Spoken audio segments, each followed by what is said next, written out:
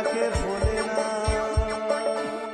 যুগের পরে যুগ কেটে যায়, মানুষটাকে ভোলে না। চলে না রে চলে না রে চলে না রে চলে না, চলে না রে চলে না রে কাকে ছাড়া চলে না। কে সে পরিচয় কি তার? হাসির রাজা জ্ঞানের রাজা রসিক রাজা গোপাল ভাঁড়, হাসির রাজা জ্ঞানের রাজা রসিক রাজা গোপাল ভাঁড়, হাসির রাজা জ্ঞানের রাজা। তা যে কথা বলতে এসেছো তা কি আমায় বলা যায় না? অবশ্যই যায় মহারাজ, কিন্তু কিন্তু আমাদের তো প্রয়োজন গোপালকে, তাই তাই সে এলেই না হয় বলবো। কিন্তু সে এখনো আসছে না কেন? অনেক গুণ থাকা সত্ত্বেও এটাই তো গোপালের মস্ত দোষ, কিছুতেই সময় মতো আসতে পারে না। ওর তো নড়তে চড়তেই 18 মাস। কার আবার নড়তে চড়তে 18 মাস লাগে মহারাজ? আমার? যাক, শেষ অবধি আমি যে বুদ্ধিমান এটা আপনি বুঝতে পেরেছেন, এতেই আমি ধন্য। তার মানে তুমি বুদ্ধিমান, সেটা আবার বললাম কখন? কেন মহারাজ, সেই কচ্ছপ আর খরগোশের গল্পটা কি জানা নেই? আচ্ছা, ওই কচ্ছপ আর খরগোশের গল্পের সাথে বুদ্ধির কি সম্পর্ক? আছে আছে, গল্পের খরগোশ খুব চটপটে, কিন্তু কচ্ছপের হলো গিয়ে 18 মাসে বছর। অথচ দৌড়ের মাঠে সেই কচ্ছপই তো বুদ্ধি আর ধৈর্যের জোরে হারিয়ে দিল খরগোশকে।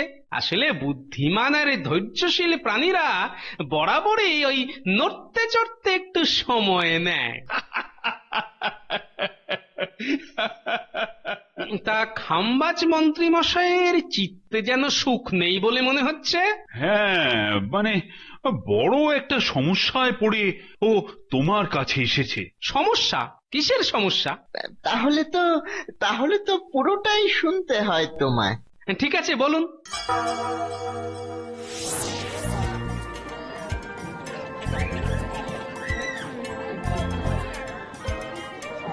কি গো, জোগাড় জানতি তো দিব্যি হচ্ছে, কিন্তু শেষ অবধি সরস্বতী মায়ের পুজো হবে তো? আমার মনের ভেতরও তো সেই একই প্রশ্ন। এত আয়োজন, সবকিছু আবার ওই অন্য বছরগুলোর মতো ভন্ডুল হয়ে যাবে না তো? আচ্ছা, মহারাজ কি এখনো স্বাভাবিক আছেন, নাকি তার বিকার শুরু হয়ে গেছে? কি করে বলি বলো তো? তুমিও যেখানে, আমিও সেখানে। কি গো, তোমাদের জোগাড় কতদূর এগোলো? একটু পরেই কিন্তু রাজপুরোহিত এসে পড়বেন। ওই তো রাজপুরোহিত আসছেন। এটা কিন্তু খুব ভালো ব্যবস্থা হয়েছে। ওপর থেকে কিছু উড়ে এলেও সেটা মণ্ডপে না পড়ে শামিয়ানায় আটকে যাবে। তা মহারাজ কোথায়? বিকার শুরু হতেই মহারাজের আদেশ মতো শক্ত দড়ি দিয়ে ওনাকে বেঁধে রাখা হয়েছে। চেষ্টার তো কোনো ত্রুটি রাখেনি। এবার দেখা যাক।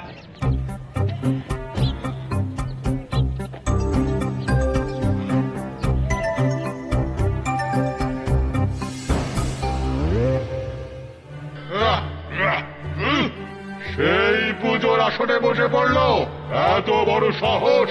আমার নিষেধ মানলো না। তারা মজা দেখাচ্ছি। এই আমাকে এভাবে বেঁধে রেখেছিস কেন? খুলে দে। আগে এই আপনার আদেশেই তো বেঁধে রাখা হয়েছে মহারাজ। বিকৃতি করেছে আদেশের। খুলে দে, খুলে দে, খুলে দে বলছি। আমি সরস্বতী পুজোর মণ্ডপে যাব। আগে মন্ত্রী মশাই এই আদেশ না দিলে তো আমরা খুলতে পারি না। বিকৃতি করেছে তোদের মন্ত্রীর আদেশের। খুলে দে। সব কটাকে আমি আজ দেখে নেব। সরস্বতী পুজো করার জন্মের মতো ঘুচিয়ে দেব। ওরে বাপরে, পালা! আমার রাজ্যে বিদ্যে দেবীর আরাধনা করা সব কটাকে তুলোধনা করবো আজ। নমো সরস্বতী দেবৈ নমঃ।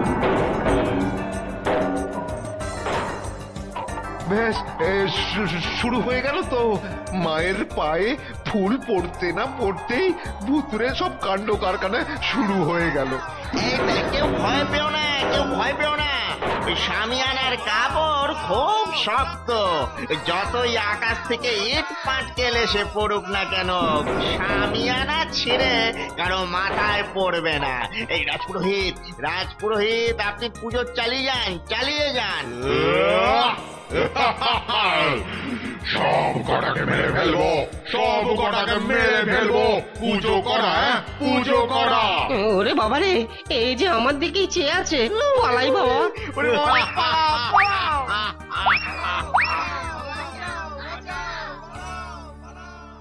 পুরো ঘটনাটা শুনলে তো গোপাল? ভারী অদ্ভুত তো। আচ্ছা, প্রতি বছর সরস্বতী পুজোর সময়তেই কি এমন হয়? হ্যাঁ, প্রতি বছর শত চেষ্টা করেও আমরা আজ অব্দি আমাদের রাজ্যে বিদ্যার দেবীর আরাধনা করে উঠতে পারিনি। আচ্ছা, আপনাদের মহারাজ কি সত্যিই চান যে পুজো হোক? চান মানে মনে প্রাণে চান যে পুজো হোক, রাজ্যের মানুষ লেখাপড়া শিখুক।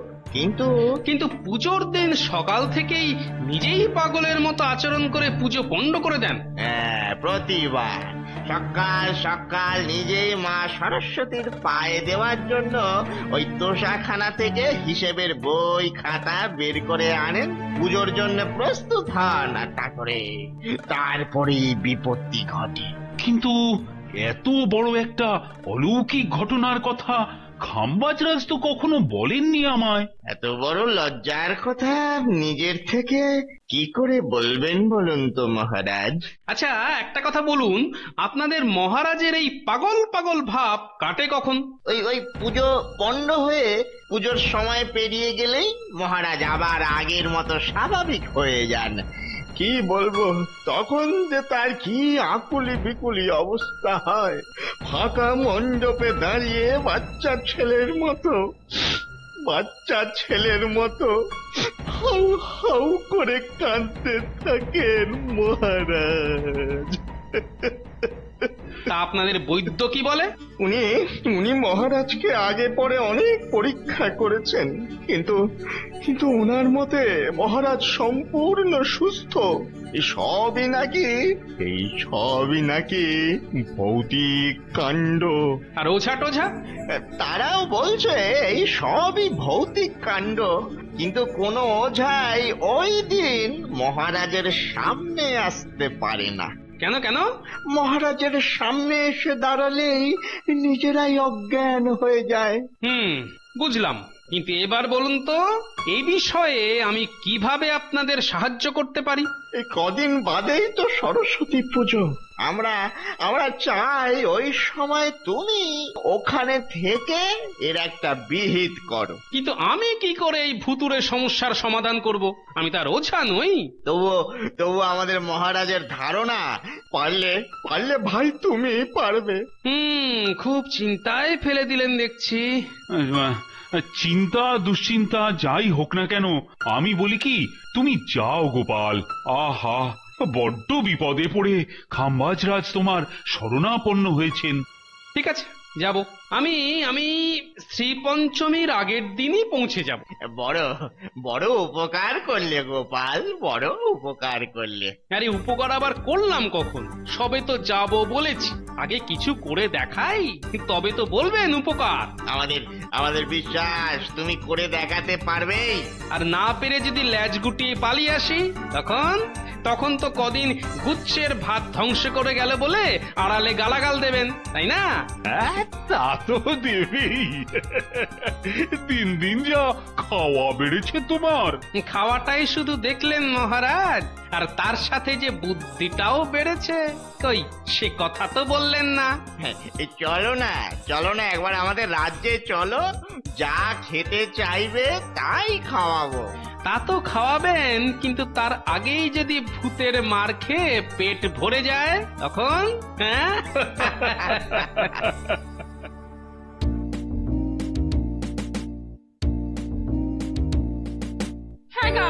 বলি বলা নেই কোয়া নেই, হঠাৎ করে জামা চাদর গামছা সব বাঁধতে শুরু করে দিলে যে। কোথাও যাচ্ছ বুঝি? কোথায়? খাম্বাজ রাজ্যে। কেন? সরস্বতী পুজো করতে। কথা ছিড়ি দেখো, বলি তুমি কি বামন যে সরস্বতী পুজো করবে? আরে গিন্নি, ভূতে যদি পুজো বন্ধ করতে পারে তাহলে বামুন না হয়েও আমি পুজো চালু করতে পারি না কেন? দেখো, হেয়ালি ছেড়ে সাদা বাংলায় কথা বলো। বলি মহারাজ যাচ্ছেন?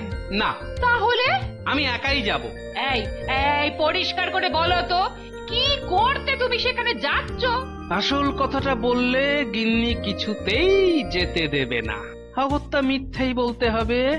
আরে গিন্নি, খাম্বাজরাজ আদর করে আমাকে ডেকেছেন সম্মান প্রদান করবেন বলে, আর তার সাথে তোমার জন্য দেবেন বেনারসি শাড়ি আর 10 ভরি সোনার মুক্তমালা। ও মা, তাই নাকি গো?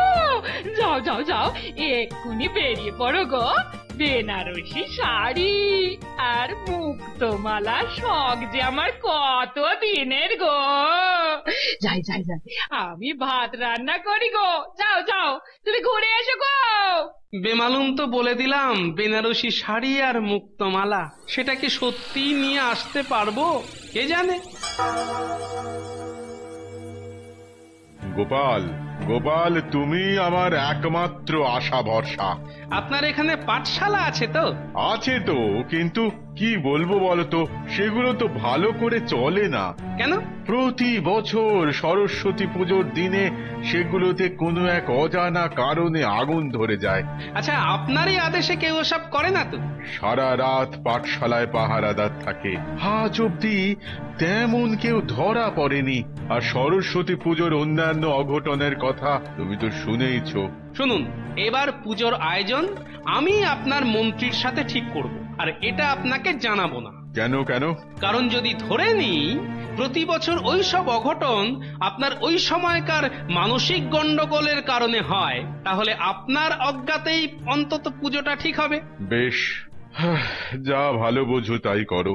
মহারাজ, ওই খারাপ ভাবে না নিলে এবার আমি আপনাকে একটা প্রশ্ন করতে চাই। না না না না, খারাপ ভাবে নেব কেন? একটা ছেড়ে তুমি আমায় 1000টা প্রশ্ন করতে পারো। পুজোর দিন আপনি কি কি করেন তা কি পরে আপনার মনে থাকে? না না গোপাল, তখন আমি কি করি, কি বলি, কেনই বা করি, কিচ্ছু মনে থাকে না আমার। আবার যখন স্বাভাবিক হই জানো, তখন মনে হয় যেন সদ্য ঘুম থেকে উঠলাম আমি। পরে সবার কাছে শুনতে পাই।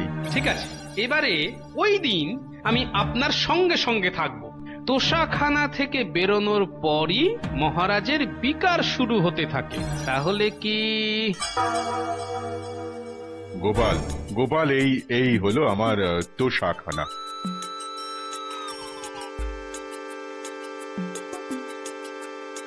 ওদিকে না গেলেও চলবে, কারণ ওখানে আছে বহু দিনের পুরনো সব দলিল আর হিসেবের খাতা।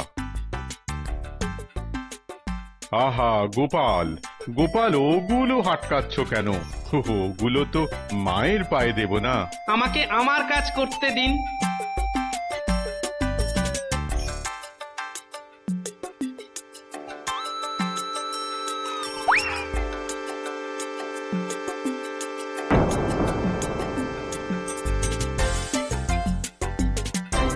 মহারাজ, কি আপনার ছবি এখানে এভাবে? ওটা মানে ওটা আসলে না না না, আজ আমার কাছে কিচ্ছু লুকোবেন না মহারাজ। আসলে ওটা ঠিক আমার নয়, বুঝলে? ওটা আমার ঠাকুরদার ছবি। উনি এই রাজ্য প্রতিষ্ঠা করেছিলেন। আমাকে পুরো ওনার মতোই দেখতে। আপনার ঠাকুরদার ছবি? তা এখানে পুরনো কাগজের ডায়ের মধ্যে এমন অনাদরে পড়ে আছে কেন? সে অনেক কথা গোপাল। এই রাজ্যের প্রতিষ্ঠাতা হলেও তিনি ছিলেন এক অত্যাচারী রাজা। তিনি চাইতেন না যে এই রাজ্যের মানুষেরা লেখাপড়া শিখুক। কেন? তার ধারণা ছিল লেখাপড়া শিখলেই প্রজারা সব বিদ্রোহী হয়ে উঠবে, রাজার ভালো মন্দ সব কাজের হিসেব চাইবে। এই রাজ্যের সব পাঠশালায় তিনি আগুন লাগিয়ে দিয়েছিলেন। অদ্ভুত মানুষ তো।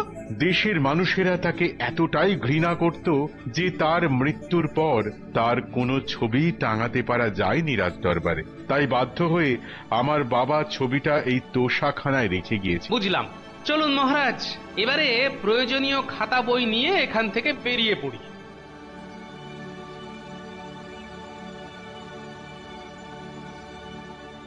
তাহলে মহারাজ, প্রতিবারের মতো আপনাকে বেঁধে ফেলি। হ্যাঁ হ্যাঁ হ্যাঁ।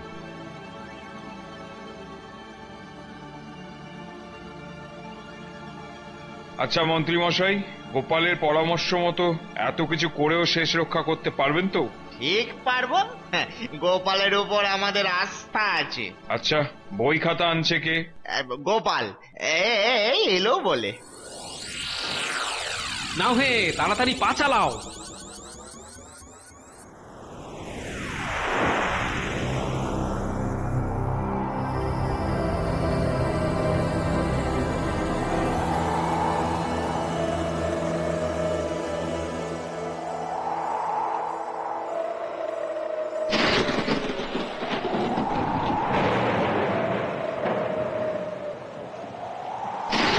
ওই ওই শুরু হয়ে গেল ভুতুরে কারবার। অন্যান্যবার মহারাজ পাগল হয়ে যান, ইটপাট কেলে সে পড়ে। এবারে মনে হচ্ছে অসময়ে ওই ঝড় জল সব কিছু লন্ডভন্ড করে দেবে। ওরে বাবারে, এ কি? পালান পালান, আপনি আমায় ওই মেরে ফেললেও আমি আর এক পাও এগোবো না। এই আমি চললাম।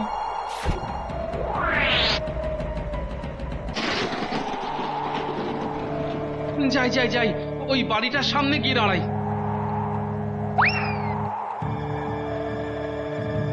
অদ্ভুত ঝড় শুরু হলো তো। সেটাই তো চিন্তা। তার মানে গন্ডগোল শুরু হয়ে গেছে। এই, কে আছিস? কে আছিস? খুলে দে, খোল, আমাকে খুলে দে। একবার বাঁধন খুলতে পারলে সরস্বতী পুজো করা বের করে দেবো আমি। ওরে বাবারে, এই যে আমার দিকেই চেয়ে আছে, পালাই বাবা।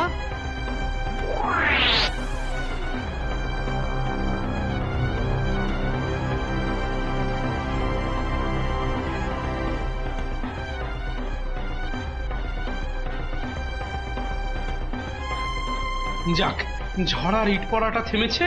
রে, হামবাজ রাজা না? এ কি, ওই বাড়িটার দিকে যাচ্ছে কেন? রাজামশাই, রাজামশাই! এই যে রাজামশাই, কোথায় যাচ্ছেন? তুই কে? চিনতে পারলো না। আগে আগে আপনার সেবক। কি করব বলুন? তুই সরস্বতী পুজো করবি না? কি যে বলেন রাজামশাই, আমি আর লেখাপড়া। বাহ, যা যা, ওই পাঠশালাতে আগুন দিয়ে আয়, যা। প্রতি বছর ওটাকে পুড়িয়ে দি, তাতেও বেটারা শিক্ষা পায় না। এবারে পণ্ডিতটাকেই পড়াবো। আহা, আপনি উত্তেজিত হবেন না। এ আর এমন কি কাজ, আমিই করে দেব। ঠিক আছে, আমি এবার দেখি ওই লেখাপড়া ঠাকুরটাকে ওরা কোথায় লুকিয়েছে। আপনি রাজবাড়িতে যান, আমি না হয় এই খবরটা। কি এত তাড়াতাড়ি কোথায় গেল এই ফাঁকা জায়গায়? তাহলে কি দেখতে হবে। আহ আহ, আমায় বেঁধে রেখেছো কেন? সব গেল কোথায়? এই তো রাজামশাই বাঁধা অবস্থায়। তাহলে ওটা ভূতই ছিল। ঠিক বুঝেছিলাম, মানে রাজার ঠাকুরদা। সব কটাকে আমি দেখে নেব, সব কটাকে আমি দেখে নেব। সরস্বতী পুজো করার জন্মের মতো বুঝিয়ে দেব। বটে, ওটা আবার রাজাকে ধরেছে। হ্যাঁ, আমার রাজ্যে বিদ্যে দেবীর আরাধনা করা সব কটাকে তুলোধনা করব আজ। এক্ষুনি তোষাঘরে গিয়ে আরো ভালো করে দেখতে হবে। সব গন্ডগোলের হদিশ বোধহয় ওখানেই পাবো। নাও নাও, সময় পেরিয়ে যাচ্ছে, পুজো শুরু করো। কিন্তু গোপাল তো এখনো খাতাপত্র সমেত এসে পৌঁছলো না। হ্যাঁ, গোপাল আমায় বলে দিয়েছে যে ও আসুক আর না আসুক, পুজো যেন সময়ে শুরু হয়। শুরু করো, শুরু করো। না, সবই তো ঠিক আছে। এখানে কি এমন আছে? কি এমন আছে এখানে? আরে, ওই ছবিটা তো ওখানেই ছিল। কি তাহলে সব গন্ডগোলের মূলে এই ছবিটাই। এটাকেই নষ্ট করতে হবে। কিন্তু কি ছেঁড়া তো যাচ্ছে না। দেখি তো আগুন দিয়ে। কি আগুনও লাগছে না। তার মানে এটাও ভুতুড়ে। কি করি? বিদ্যার দেবীর উপর খুব রাগ। হ্যাঁ, তার মানে ওকে সরস্বতী ঠাকুরের সামনেই শেষ করতে হবে।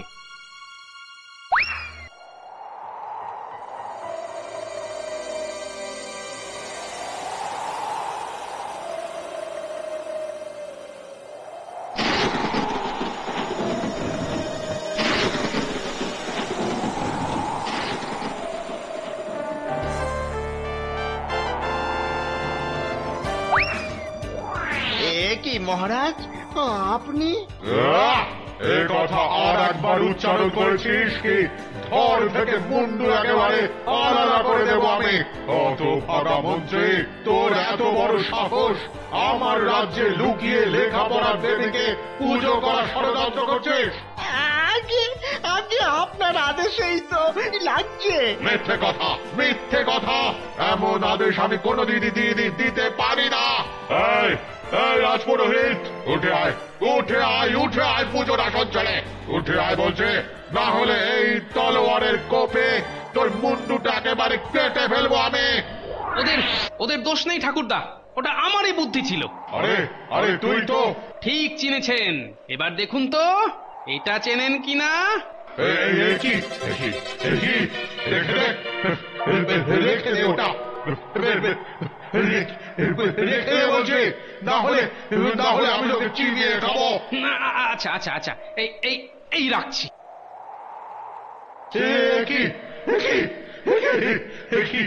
ওরে বাবা, কি করছিস তুই?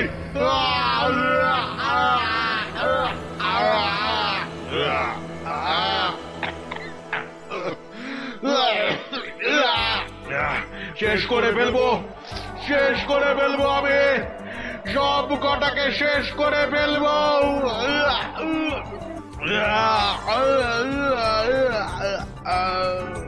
ভয় পাবেন না, ভয় পাবেন না রাজপুরোহিত, পুজো চালিয়ে যান, পুজো চালিয়ে যান। জয় জয় দেবী চরাচর সারে, কুচযুগ শোভিত মুক্তাহারে।